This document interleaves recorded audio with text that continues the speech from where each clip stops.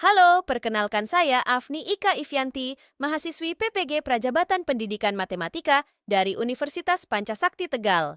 Di sini saya akan menyampaikan terkait refleksi saya pada mata kuliah perancangan dan pengembangan kurikulum topik 3 bagian elaborasi pemahaman, dengan pembahasan pemahaman sebagai capaian belajar UBD atau Understanding by Design. Here we go.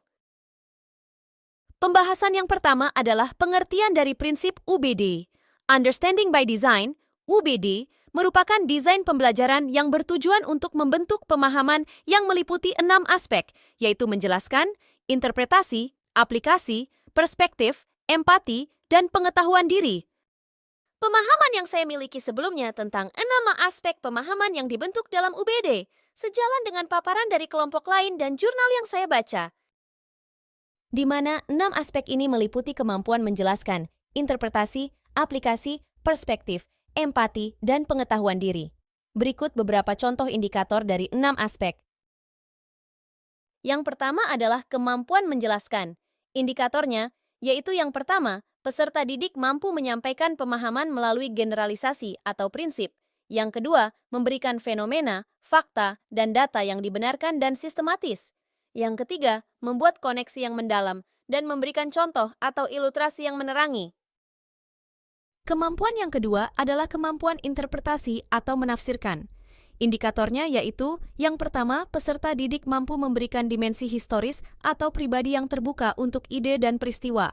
Yang kedua, peserta didik mampu menceritakan masalah belajar dengan penuh makna. Kemampuan yang ketiga adalah kemampuan aplikasi atau menerapkan. Indikatornya yaitu, yang pertama, peserta didik mampu menggunakan dan menyesuaikan apa yang mereka ketahui dalam konteks yang beragam dan nyata. Yang kedua, peserta didik mampu melakukan berdasarkan pemahaman teori, petunjuk, atau prosedur. Kemampuan yang keempat adalah kemampuan perspektif. Indikatornya yaitu yang pertama, peserta didik mampu melihat dan mendengar dari berbagai sudut pandang yang kritis. Yang kedua, peserta didik mampu melihat gambaran umumnya. Kemampuan yang kelima adalah kemampuan berempati.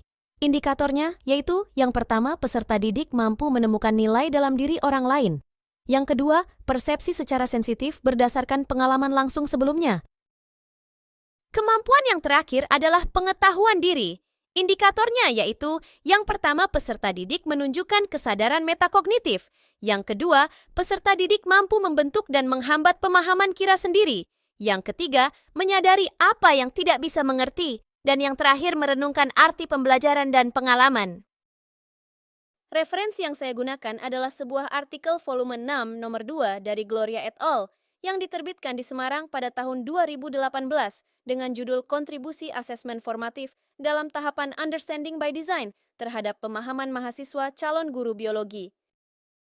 Dari pemaparan yang sudah saya sampaikan sebelumnya, yang dapat saya simpulkan yaitu, ada 6 aspek pemahaman dalam prinsip UBD yaitu, kemampuan menjelaskan, interpretasi atau menafsirkan, aplikasi atau menerapkan, perspektif, berempati, dan memiliki pengetahuan diri.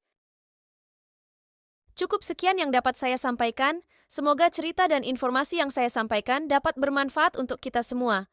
Mohon maaf bila ada salah dalam penyampaian. Saya Afni Ika Ifyanti pamit undur diri. Sampai jumpa di lain kesempatan. Tetap semangat dan have a nice day ya teman-teman.